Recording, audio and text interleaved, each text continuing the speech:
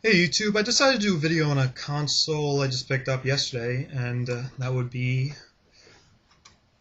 the Atari 7800 Pro system. This console was released in the mid-80s and was discontinued in 91, I think, with the 2600. It was Atari's attempt at an 8-bit console to compete with the Nintendo NES, and it failed miserably. A lot of factors had to do with Nintendo owning the majority share of the market, I think with 85%, and also it was just like too little too late. One of the problems that we had to do was with the controller.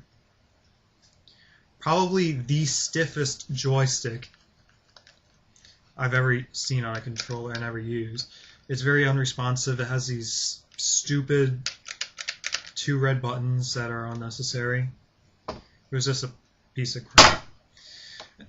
That's why I used a Genesis controller, which, if you didn't know, is compatible with an Atari 2600 and an Atari 7800.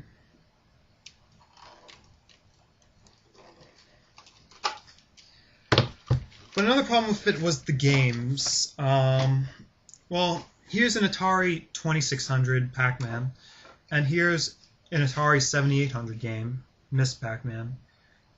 They're the exact same thing.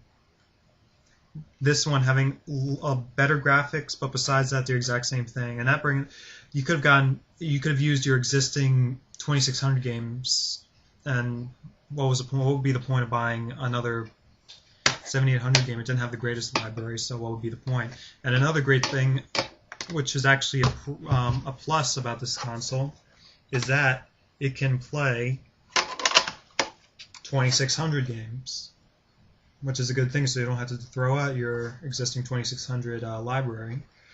But besides that, I actually think it's a very good looking system. I like it. It has a nice matte finish, and it has this nice brushed chrome strip with the nice embossed Atari 7800 Pro system.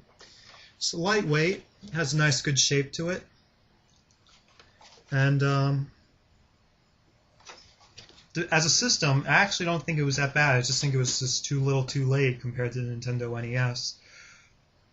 But these are getting pretty hard to come by, so I was actually pretty fortunate to find it, and especially in this condition. I know a lot of them with this, especially with this metal strip, with this controller, I guess you can show you with, it gets dented and kind of messed up, which is unfortunate. I might have to get another controller. But yeah, it's a good system. I would highly recommend it, especially if you want to play another system to play 2600 games on. And yeah, that's about it. All right, thanks.